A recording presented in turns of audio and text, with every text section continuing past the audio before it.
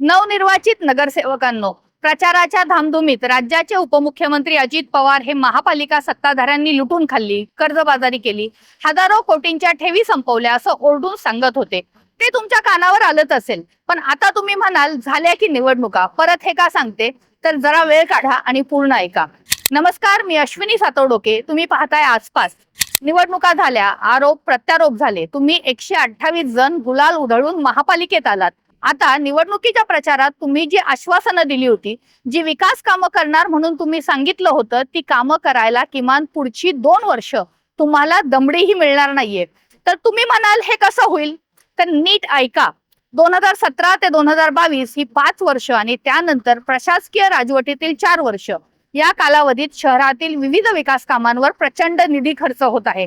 अनावश्यक कामं काढून करोडो रुपयांचा भांडवली खर्च करण्यात येतोय आणि या कारणांमुळे महापालिकेवर तब्बल 4500 कोटींचं विविध कामांचं ठेकेदार कंपन्यांचं दायित्व आहे. महापालिकेत असलेल्या सलग 4 वर्षाच्या प्रशासकीय राजवटीत मोठ्या खर्चिक कामांना मंजुरी देण्यात आली. ही कामं सद्यस्थितीत सुरू आहे आणि याच कारणांमुळे तुम्हा नवनिर्वाचित नगरसेवकांना किंवा तुमच्यापैकी ज्यांना स्थायी समिती मिळेल किंवा इतर समित्यांमध्ये पद मिळेल त्यांनाही सुरू असलेल्या कामांवर केवळ देखरेख करता येणार आहे आणि यातच तुमची 2 वर्ष निघून जाण्याची शक्यता आहे.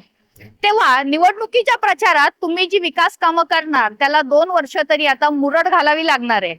मग आता अशा परिस्थितीमध्ये 2 वर्ष तुम्हाला जर तुमच्या प्रभागातल्या विकास कामांसाठी पैसे मिळणार नसतील तर काय करायचं, हा मोठा प्रश्न तुमच्याही समोर निर्माण झाला असेल.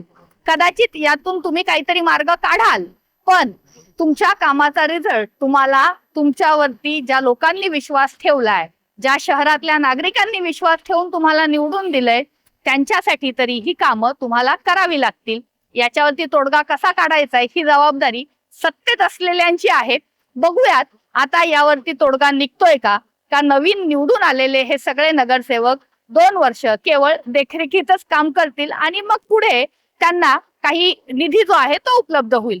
शहरामध्ये काय घडतंय, महापालिकेमध्ये काय घडतंय हे जाणून घेण्यासाठी पाहत राहा आसपास.